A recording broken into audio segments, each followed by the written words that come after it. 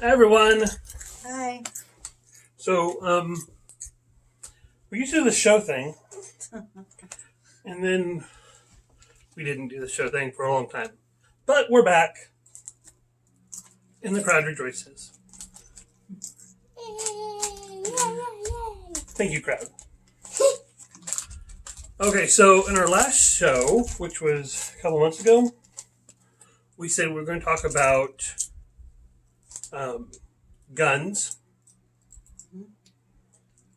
or some channels call them pew-pews. And then we're going to talk about, had a question about pops, or funko vinyls. So, which question first? We should let's just grab right into the biggest, hardest, most difficult conversation, and then talk about pops. Yeah. No? Okay, so the gun thing. I should speak for myself. I am very pro-gun. However, with that being said, I do think that the amount of violence that has been experienced in this country really doesn't have to do with guns so much as it does what? I'm trying to get comfortable. That's all. As it does with the condition of the human heart, as far as that not valuing people as people.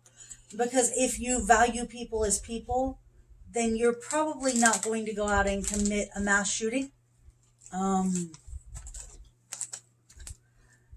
I don't think restricting guns or any of that is going to get rid of that, because it will just change to knives or baseball bats or whatever else people can get their hands on. Yes, baby girl. Baseball bats are even worse.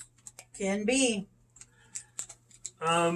So for me, I grew up with guns. I've had guns since I was itty bitty. Since like her age, I've had access and knew how to use them. No. Yeah. You weren't 1.5 when you had guns. And you're not 1.5, you're 7. I'm So- 7. So I, been around guns for a long time. If you talk to me 6 years ago, probably not even, probably talk to me 8 years ago or so, and it would be a whole lot of a different conversation we would have about guns. Guns are the most amazing thing. You shouldn't touch them. You shouldn't do anything. Personally, I think something needs to be done. I think we need a lot better system in place to check them, to know what's going on. We need all organizations to participate in the background checks. Yes. And that needs to be made a big deal, because right now I don't feel like it is. I feel like there's definitely gaps as far as that goes. And we really need to look at the mental health aspect of all of that, because while I don't want to restrict people's rights, especially as someone who is heavily involved in the LGBTQ, I certainly don't want to restrict people's rights to have and do. I think we need to do what we can to keep people safe. And someone who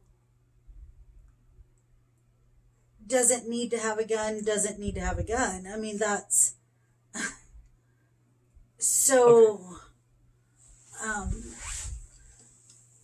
It's doing those mental health things to make sure that the person getting a gun is very right. And I've talked to a few people about the mental health thing, and it's a very hard thing to decide. What needs to be done in this situation. Me personally, I would love to see a system set up where, in order to purchase a gun, that every so many years you have to go get a mental screening. That the state can can have funding to do those mental screenings. So if someone is not all there, we can say, you know what, let's not do this right now. And let me make this very clear for those of you who may be on the anti-gun side of it. I get it. When you see in the media those mass shootings, and as a parent, especially the ones in schools, it is heartbreaking, and it's a really easy solution to go to, let's ban them. But I just, personally, I don't feel like that would solve the problem. I feel like it's a bigger problem than guns. I don't think that your idea would be good because some people, they won't listen and they'll just have a gun anyway. Well, that's true. I mean, you're always going to have a black market for a firearm and for anything else. Exactly. One, I think we need to really hold people accountable to laws that are in place. Mm-hmm. We need a background check that works. Mm-hmm. I agree. And guys, we'd love to hear your feedback on that. Nicely, civilly, because here I'll say the big mean part. I am not on the let's ban certain types of guns, because here's the deal. And people, the big scary one is that we're talking about is the AR-15. Talk about how horrible and scary the AR-15 is. And you look at it, and it has a clip, and it's all black. It has a pistol grip, and a folding stock, and scope, and flashlights, and all this can go on, and it looks really intimidating. But if you also go and look at a picture of, I think Ruger makes a gun called the Mini 14. Exact same gun. Shoots the exact same round. You can buy the big magazines for it, but it doesn't look so scary. The look of the gun doesn't make it any more deadly or less deadly. It's the person behind the gun that does that. And while I don't necessarily like this expression, it's absolutely true. Guns don't kill people, people kill people. And again, that's where I keep going back to the condition of the human heart. If we can have guns and we can teach people to use them responsibly, and we can teach people to, if we can teach people to value other people as people, I think a lot of our violence will go down, whether it be with guns or with, beating each other up and bullying and all of those things. I think are all connected. And I think, so for me, it's all connected. It's all one big issue. For me, saying, guns don't kill people, people kill people, where I understand what they're trying to say, it is the action of the gun that takes that life. It is the person behind it. I understand that pulls the trigger. I get all that, but right. If you want to get technical, it's the bullet that kills them, but not the gun. Yes, baby girl. I think that you shouldn't ban guns, but you shouldn't just go out and start shooting people. You should use them at the correct time. If you want to use them, go to a shooting range. And only if someone tries to hurt somebody in your house or something really bad happens, that's the only time you should use one. I agree with the child. That's a really, really, really big thing to say. Now, it kind of in my head it morphs to how I feel now about living in the state that we live in. Okay. And for those who don't know, we live in Oklahoma, which is smack dab in the great United States of America. We're sorry. We're just going to be saying we're sorry. We are the Bible. We are in the Bible Belt. But we now have permitless carry, which means you don't need to go and get a permit to carry concealed carry or open carry. You can just buy a gun and strap it to your hip and walk out the door. Now, just to back up, we've had open carry here for a while, so this isn't really anything super new. Open carry's been here for over a year. Open carry? Or no, the permitless carry has been No, around. not the permitless. Okay. The open carry. Okay, open carry's been around for like 5-6 years. We've had concealed carry Forever. ever. Mm-hmm. The thing that worries me now, and like I've told people before, is now the state has no idea who's carrying guns. The state didn't really know who was carrying guns before. They weren't supposed to if they Well, did their they jobs did. right. The state knew who had gone through the class and all that stuff. Now, I think in a lot of ways, I can see how it could make a police officer's job harder. Because you don't know if that person has a gun on them at all times right now, or what's going on with that. But with open carry, you didn't have to register them either. You did too. No. Open carry, you still had to go through a class. Yes, it was a small class that, as has been explained, you Right. really didn't have to do much to. Right. It was a joke of a class. But now, one of the things that I've talked about worrying about is I don't know who's carrying a gun. I don't know, because there's always that idea that the instructor of that class could go, no, they're way not there, and could fail them from the course. That was an option. Did it ever happen? It has to happen at least once. But now it's whoever, and if that person doesn't like me for who I am, I'm in trouble. I mean, that's the way it is. No, because there's still laws in place that says they can't do that. There's still laws in place, but I'm still hurt. Yeah, I mean, but we've had concealed carry forever. You never knew before if someone was carrying a gun. Right, but then at least the idea was that they had gone through some training and they understood they would get in trouble if they did this. And people know that now, honey. Okay, well, we can... People know that they'll get in trouble. It's not going to stop anyone if they want to do it. It didn't stop people with concealed carry. It didn't stop people when we just had open carry. I think that they cannot. I think that everybody should have, every store, every place should have a thing where they will check for anything that can do that. They can't. It's illegal. Well, they can have signs that say no guns allowed. If private property, they can ban the... They can... Right. So... But they can't check you for one. Right. Okay, so let's move on. Okay, so pops. What was the question about pops? What's the deal with them?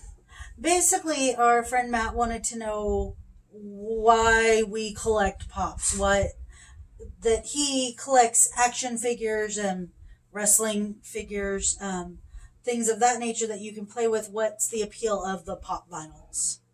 Okay, so from my point of view, I got first one given as a gift, and I really liked it. And then we started picking up on sale, like really deep clearance and stuff of ones we liked. And now it's just kind of one of those things that we look at. There's one we're like, oh my goodness, I really, really like this one. We pick up. I'll be honest, I buy most of them. I don't think I've ever paid full price for one. Like, if it's on sale, I might pick one up. But, like, it's not something I would pay full price for. Yes, baby girl. You guys got me a pop for Christmas. We did. I was so happy because it was my favorite wrestler. Mm-hmm. We've gotten you 2 pops for Christmas. Mm-hmm. So I think, I'm looking around and we have them separated by different groups now, different places. And like there's Star Trek and, Disney and Star Wars, which is outside the room, wrestling. Right, you can't see it, right above us is the biggest one we have. Mushu, which is 10-inch tall.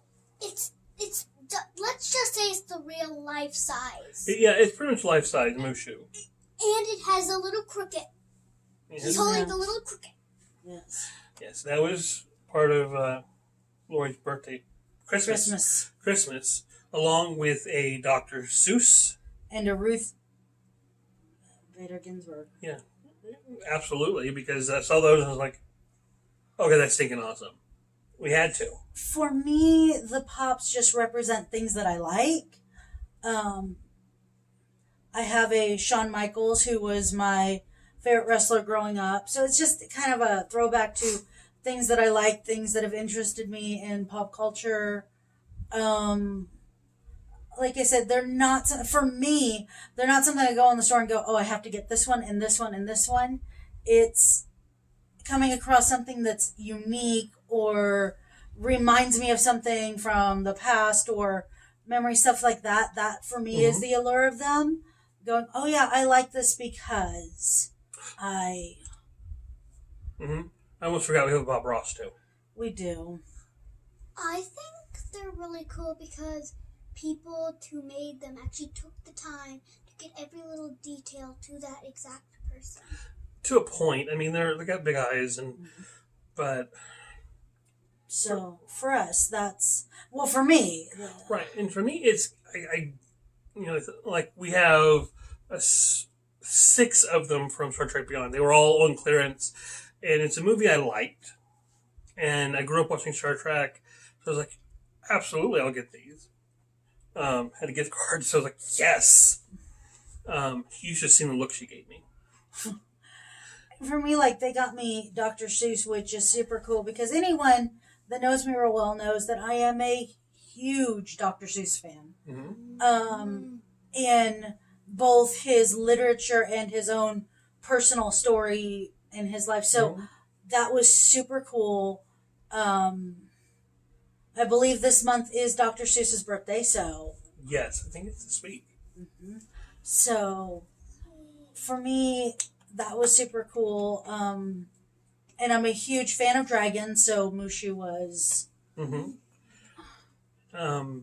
think what else? Also, we have, thinking of Dr. Seuss, we have a Fox and Socks. No, we do not have Fox and Socks. No, sorry, not Fox and Socks. Horton. Horton, yeah. It's a bigger Horton. It's a nut. Yes, it's down in her room. With all the Dr. Seuss books. Yes, all of them. Not all like ever printed, but a copy of every Dr. Seuss book.